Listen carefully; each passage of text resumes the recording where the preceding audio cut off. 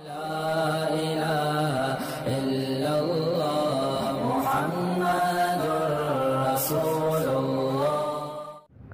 مولانا طارق جمیل صاحب جس طبقے میں محنت کر رہے ہیں اس طبقے میں عام علماء محنت نہیں کر رہے، اور وہاں تک اس اسٹائل میں پہنچا جا ہی نہیں سکتا جو ہمارے عام طور پہ وائزین کا انداز ہے۔ میں اس انداز کو برا نہیں کہہ رہا، وہ دوسروں کے لیے مفید ہے لیکن ہر ایک کے لیے مفید نہیں ہے۔ وہ میرے پاس اداکارائیں آ چکی ہیں، اداکار نہیں اداکارائیں، میں نام بھی بتا سکتا ہوں لیکن پھر میرے خلاف ایک کلپ بن جائے گا کہ یہ دیکھو یہ فلمی اداکاروں کے نام لے کے ممبر پہ وہ کر رہا ہے۔ انہوں نے بتایا کہ ہمیں مولانا طارق جمیل صاحب کیسے دین پر لے کر آئے ہیں۔ ایک دفعہ بھی ان کو یہ نہیں کہا کہ سر پہ دوپٹہ رکھو۔ وہ فلمی اداکار جو فلموں میں ناچنے اور گانے والی، مولانا اس کے پاس تبلیغ کے لیے گئے ہیں تو ایک دفعہ بھی یہ نہیں کہا کہ اپنے سر پہ دوپٹہ رکھو۔ نہیں یاری میرے خیال بات سمجھ، ایک دفعہ بھی یہ نہیں کہا کہ نماز پڑھا کرو، بیٹھ کے گپ شپ لگا کے آ گئے بس۔ اب کوئی دیکھنے والا کہے گا کہ حدیث میں تو آتا ہے کہ اگر تم میں زبان ہاتھ سے روکنے کی استطاعت نہیں ہے تو کس طرح سے بولو؟ زبان سے۔ مولانا یہ سمجھ رہے ہیں کہ ابھی زبان سے کہنے کی بھی استطاعت نہیں ہے، اس میں زبان والی ڈوز برداشت کرنے کی بھی طاقت نہیں، ابھی تو صرف قریب کر لو۔ عامر خان جو بڑا فلمی اداکار تھا، مولانا جب اس کے پاس گئے، ہمارے ایک استاذ نے بتایا پوری رات نماز میں دعا مانگتے رہے ہیں اس کی ہدایت کے لیے۔ اگر 1 گھنٹے کی ملاقات ہے تو دعاؤں میں 4 گھنٹے لگائے ہیں۔ بات آ رہی ہے سمجھ میں؟ یہ جذبہ ہے نا کسی کو سیدھے راستے پہ لانے کا۔ جب کسی میں جذبہ ہوتا ہے تو وہ 100 دفعہ سوچتا ہے کہ اس کو کیسے تبلیغ کرنی ہے۔ میں نے 1 گھنٹے کی ملاقات سے پہلے 4 گھنٹے اللہ کے سامنے بولو بھائی گڑ گڑانا کہ کس طرح دین پہ آ جائے، اور جتنی دیر ملاقات ہوئی ہے اس میں دین کی تبلیغ کی کوئی بات سرے سے بولو بھائی کی نہیں ہے۔ اس پہ بھی آپ کو کلپ بنانا چاہیے تھا، یہ کیا کر کے آئے وہاں بیٹھ گئے، اس سے فلموں کی باتیں کی ہیں، وہ 75 میں آپ کی سنائی، یہ فلم آئی تھی 78 میں ٹھیک ہے نا، اس پہ تو کسی نے کلپ نہیں بنایا، اس پہ سب نے کہا ماشاءاللہ بڑا اچھا انداز ہے، یہی انداز ہونا چاہیے خطبہ کا۔ اب جب آپ کے سیاسی مفاد پہ زد پڑ رہی ہے، ساری توپوں کا رخ آپ نے کس کی طرف کر دیا؟ حالانکہ مولانا آپ کی کسی سیاسی تنظیم کے خلاف نہ مولانا نہ میں ہوں کہ میرے خلاف توپیں شروع کر دیں۔ مجھے بھی کوئی غرض نہیں بھائی، آپ پی ٹی آئی کو ووٹ دو، آپ جمعیت کو دو، آپ مسلم لیگ کو ووٹ دو، ہمارا یہ موٹیو ہے ہی نہیں۔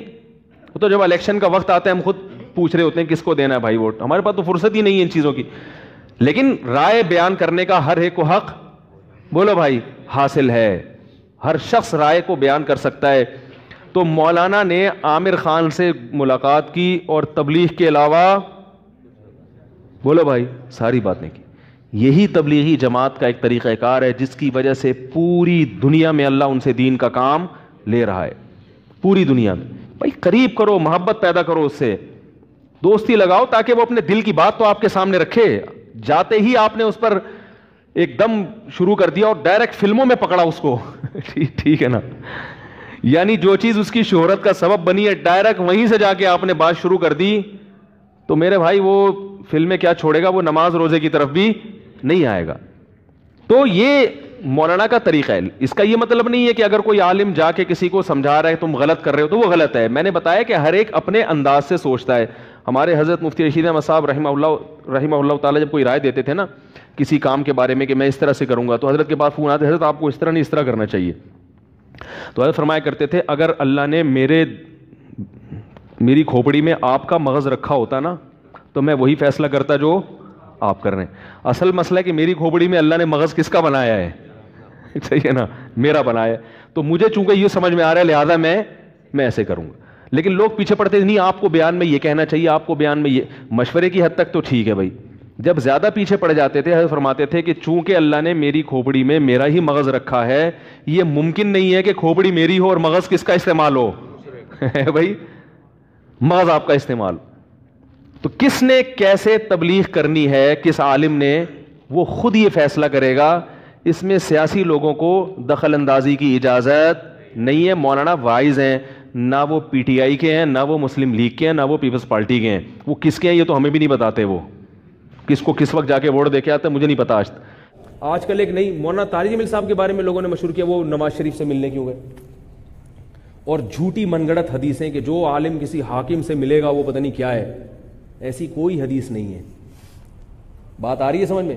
اگر مولانا طاہر جمیل صاحب حکمرانوں سے نہ ملیں، کل قیامت کے دن اللہ ان سے پوچھے گا کہ آپ نے تبلیغ کا فریضہ ان میں، بولو نا بھائی، آپ نے ان کو کیوں نہیں سمجھایا؟ وہ نہ ملے تو ان کے خلاف کلپ بناؤ، وہ ملے تو ان کو اپریشیٹ کرو، حضرت ہم نہیں پہنچ سکتے، کم از کم آپ جا کے ہی کچھ بات کر لیتے ہیں۔ کیسے سمجھائے بھائی؟ علماء کے ذمے تبلیغ ہے یا نہیں ہے؟ عوام کو بھی ہے، حکمرانوں کو بھی ہے۔ اسی طرح یاد رکھو وہ جو کلپ آیا تھا مولانا طاہر صاحب کسی خاتون کے ساتھ بیٹھے ہوئے، اس پہ لوگوں نے، میں نے کہا بھائی علماء کے ذمے عورت کو بھی تو تبلیغ ہے نا، پردہ کرنا نہ کرنا یہ عورت کی ذمہ داری ہے۔ اب جیسے ڈاکٹر ذاکر نائک جو بیان کرتے ہیں اس میں خواتین بھی تو بیٹھی ہوئی ہوتی ہیں، اب کوئی کہ ڈاکٹر ذاکر نائک یہ عورتوں میں بات کر رہا ہے، تو بھائی ان عورت کو حکم ہے کہ وہ پردے میں بیٹھے، وہ نہیں بیٹھ رہی تو ان کو تھوڑی گناہ ملے گا۔ مرد کو اللہ نے اجازت دی ہے کہ وہ جہاں چاہے جا سکتا ہے۔ نبی صلی اللہ علیہ وسلم کی محفل میں بھی خواتین آئی ہیں اور آپ صلی اللہ علیہ وسلم کے سامنے مسئلہ پوچھا ہے انہوں نے، نہیں آ رہی میرا غالب بات سمجھ؟ تو یہ اتنا تنگ ذہن بنانے کی ضرورت نہیں۔ ہاں کوئی غلط نیت سے دیکھ رہا ہو کسی خاتون کو، ڈیٹ مار رہا ہو، سیٹنگ کر رہا ہو، یہ غلط ہے۔ تبلیغ کے لیے مرد کے پاس بھی جا سکتے ہیں، عورت کے پاس بھی جا سکتے ہیں۔ تو یہ باتیں جو ہے نا، یہ اتنا زیادہ آپ اگر دین کو تنگ کریں گے۔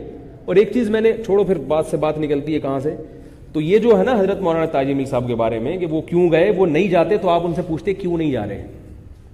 بعض لوگ کہہ رہے ہیں اتنے کرپٹ آدمی جس پر یہ الزام لگا اس کے پاس جا رہے ہیں، تو بھائی ہو سکتا ہے یہی سمجھانے کے لیے جا رہے ہو کہ آئندہ نہیں کرنا بھائی، ٹھیک ہے نا، آئندہ نہیں کرنا، ہو سکتا ہے یہ سمجھانے جا رہے ہیں۔ اور جو بھی کرنے جا رہے ہیں، اول تو ہمیں تجسس کی ضرورت کیا ہے، ہو سکتا ہے ان کے پیسے پھنسے ہوئے وہ نکلوانے جا رہے ہیں، یہ بھی ممکن ہے۔ بس وہ کیوں گئے، وہ جا ہی نہیں سکتے، تو یہ غلط بات ہے بھائی۔ علماء تو ہر دور میں جاتے رہے حکمران۔ اور یاد رکھو ایک بات، عالم ہو یا عوام ہو، اس پہ فرض ہے کہ کوئی بھی حاکم ہے اس کے سامنے اس کا احترام کرے، چاہے وہ ظالم فاسقی کیوں نہ ہو۔ نبی صلی اللہ علیہ وسلم نے حاکم کی توہین کی اجازت نہیں دی ہے۔ ہاں حق بات کہنا یہ کلمہ سب سے افضل جہاد ہے۔ بات آ رہی ہے سمجھ میں؟ حق بات کہنا الگ چیز ہے، اس کی توہین کرنا الگ چیز۔ حاکم کے سامنے، بادشاہ کے سامنے جب حق بات کہی جائے گی تو بڑے احترام سے کہی جائے گی، کیونکہ بادشاہوں کی، حاکم کی یہ فطرت ہوتی ہے کہ وہ اپنی توہین برداشت نہیں کرتے۔ اور نبی صلی اللہ علیہ وسلم کی صحیح حدیث ہے، انزل الناس منازلہم، لوگوں کے ساتھ ان کے مرتبے کے موافق پیش آؤ۔ جو آدمی جس مرتبے کا ہے آپ کو اس سے اسی طرح سے بات کرنی پڑے گی۔ نہیں آ رہی میرا خیال ہے بات؟ ایک آدمی اچھے آفیسر ہے، جیسا مرضی ہے، لیکن وہ چونکہ آفیسر ہے تو آپ اس سے تمیز سے بات کریں گے، اس کا احترام کریں گے آپ، کیونکہ وہ اسی چیز کا عادی ہے۔ اور ایک آدمی ذرا کم درجے کا ہے تو کوئی بات نہیں، آپ اس سے زیادہ اکرام نہ بھی کریں تو وہ اپنی توہین بھی محسوس نہیں کرتا۔ ہاں ذلیل کسی کو بھی نہ کریں آپ۔ وہ میں بتاتا ہوں نا کہ جو جتنا عزت دار ہوتا ہے اس کو اپنی توہین اتنی ہی زیادہ محسوس ہوتی ہے۔